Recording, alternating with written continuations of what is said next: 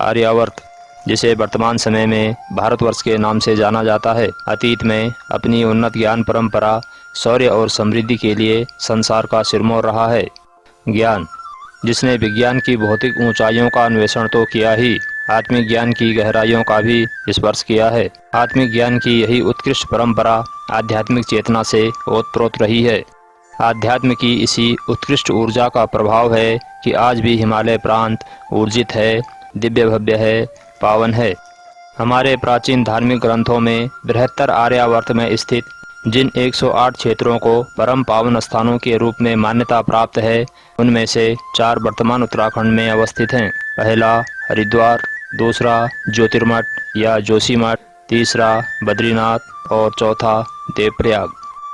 देवप्रयाग याज्ञेभ्यो प्रकृष्टः, अर्थात किसी भी यज्ञ फल से अधिक पुण्यदायक और उत्कृष्ट। देवप्रयाग प्राचीनतम ख्यातिलब्ध क्षेत्र है, एक ऐसा परिक्षेत्र जिसका महात्म्य वेदों ने भी स्वीकार किया है, पुराणों ने भी गाया है, हिंदू धर्म के सभी संप्रदायों ने स्वीकार किया है। वर्तमान समय में देवप्रयाग धर्म क्षेत्र के रूप में विख्यात है, जो प्रकृति के सुरम्य आंचल में रचा बसा है, जिसका अस्तित्व गंगा नदी के अस्तित्व से जुड़ा हुआ है। पुराणों में वर्णित है कि गंगा नदी धरती पर 10 धा होकर बहती है, अर्थात 10 धाराओं में विभाजित होकर बहती है। इन सभी धाराओं को गंगा जैसा महत्व प्राप्त है, जिन्हें अलकनंदा नदी विभिन्न प्रयागों में अपने में मिलाती हुई अंत में यहाँ पर देवप्रयाग में भागीरथी से अंतिम संगम बनाती है और गंगा नदी के अस्तित्व को पूर्णता प्रदान करती है। गंगा का जल जहाँ अपनी पावनता और औषधीय गुणों के लिए जाना जाता है, वहीं गंगा के पावन तट अपनी आध्यात्मिक पवित्रता के लिए जाने जाते रहे हैं।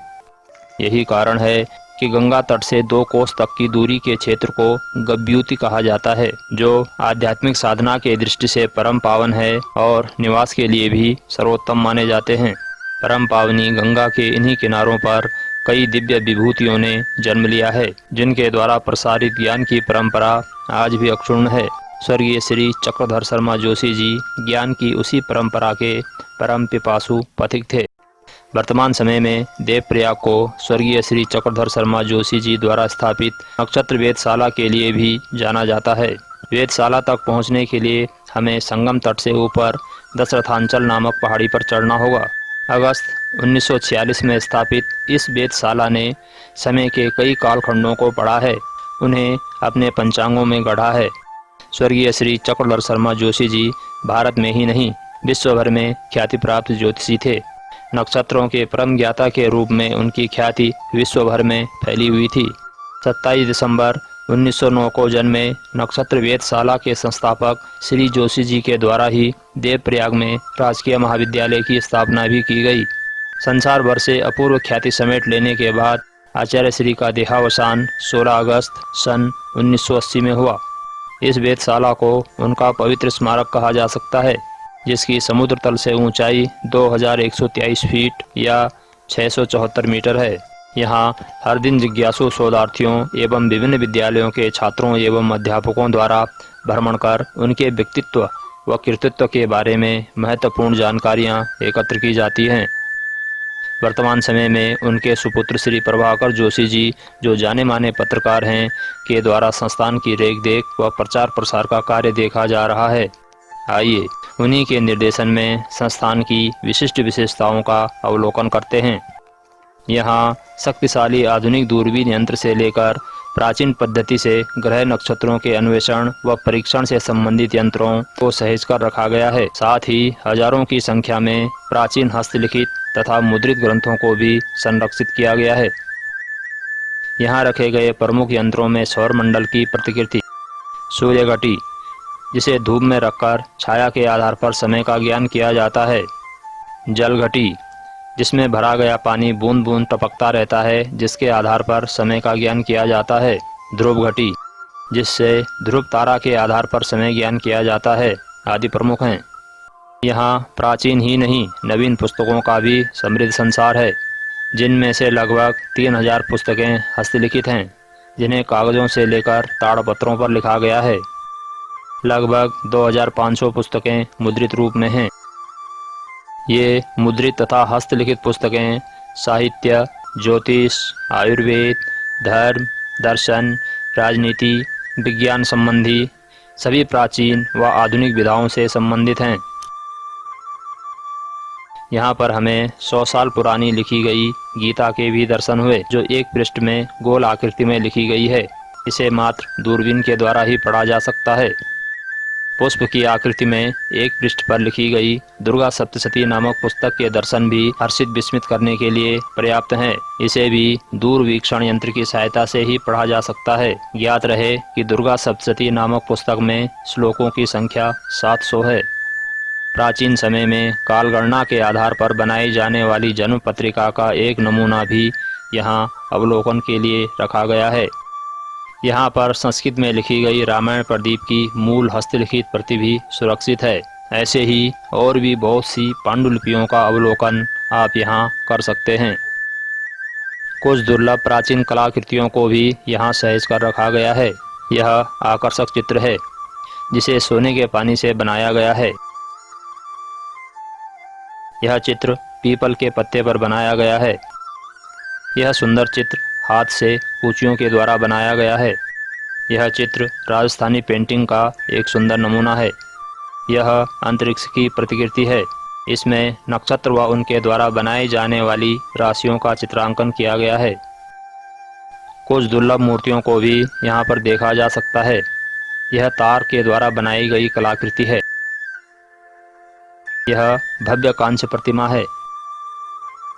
कुछ पुराने दुर्लभ दस्तावेज भी हैं जिन्हें यहाँ सहेज कर रखा गया है। हमें यहाँ कुछ दूरदर्शक यंत्र भी दिखाई दिए जिन्हें दूरबीन कहा जाता है, जिनका प्रयोग नक्षत्रों की गति व स्थिति की जानकारी प्राप्त करने के लिए किया जाता है। ये यंत्र आधुनिक हैं जिन्हें जर्मनी और जापान से मंगवाया गया है। यहाँ हमें संसार की पहली विद्युत चालित घड़ी के भी दर्शन हुए, जिसकी निर्मिति स्विट्जरलैंड की है। और भी बहुत कुछ है। प्राचीन कलात्मक वस्तुओं की भरमार है जिन्हें समझने समझाने के लिए समय की ही नहीं, संयम और आध्यात्मिक समझ की भी आवश्यकता अपेक्षित है। तीर्थ के अंदर समाया हुआ एक और तीर्थ। जो लोग खगोल, भूगोल और प्राचीन साहित्य में रुचि रखते हैं, उनके लिए यह संग्रहालय किसी तीर्थ से कम नहीं है। नक्षत्र वेधशाला के अतिरिक्त कुछ और भी संस्थान हैं जो ज्ञान धारा को प्रदीप्त बनाए हुए हैं। उनमें राजकीय महाविद्यालय देवप्रयाग, राजकीय माध्यमिक विद्यालय देवप्रयाग, श्री रघुनाथ राजकीय संस्कृत महाविद्यालय देवप्रयाग सम्मिलित हैं। संस्कृत वाग्धारा को अक्षुण्ण बनाए रखने के संकल्प से स्थापित राष्ट्रीय संस्कृत संस्थान का दिव्य भव्य परिसर भी इस ज्ञान तीर्थ की महिमा में यशोवृद्धि करते हैं।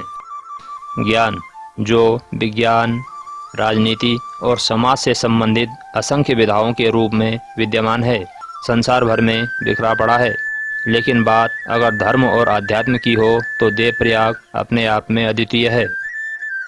यद्यपि देवप्रयाग में हर दिन आस्थावान व जिज्ञासु श्रद्धालुओं का आना जाना लगा रहता है, लेकिन पर्वों के अवसरों पर यहाँ काफ़ी भीड़ देखी जाती है। यहाँ अलकनंदा व भागीरथी का प्रवाह संगम तट पर दो प्राकृतिक कुंडों का निर्माण करती है। जो कुंड अलकनंदा नदी की ओर है उसे वशिष्ठ कुंड, और जो भागीरथी नदी की ओर है उसे ब्रह्मकुंड कहा जाता है। ब्रह्मकुंड में पितरों के निमित्त पिंडदान व श्राद्ध आदि कर्मकांड संपादित किए जाते हैं। ज्ञान तीर्थ की इस पावन भूमि में हमें अचानक ही उस ज्ञान से भी बोध हुआ जिसे अंतिम सत्य और परम ज्ञान माना जाता है। वह ज्ञान भी संगम के रूप में ही हमारे सामने है। मानव देह का अंतिम संगम, शरीर की मिट्टी का संगम धरती से, तरलता का संगम जल से, ताप का संगम अग्नि से, सांसों का संगम वायु से, आत्मा का संगम परमात्मा से। यह अंतिम और अनिवार्य संगम है, लेकिन यहाँ तक पहुँचने से पहले हमें अपने जीवन काल में कई सुखद दुखद संगमों से साक्षात्कार करना होता है। स्वयं को ख्यात, विख्यात अथवा कुख्यात के रूप में स्थापित करना होता है। संगमों की इस अनोखी दुनिया में आप भी अपने जीवन में अनेक सुखद संगमों की रचना करते रहें। इस आशा और इस विश्वास के साथ हम अपने कार्यक्रम को यहीं पर विराम देते हैं। नमस्कार।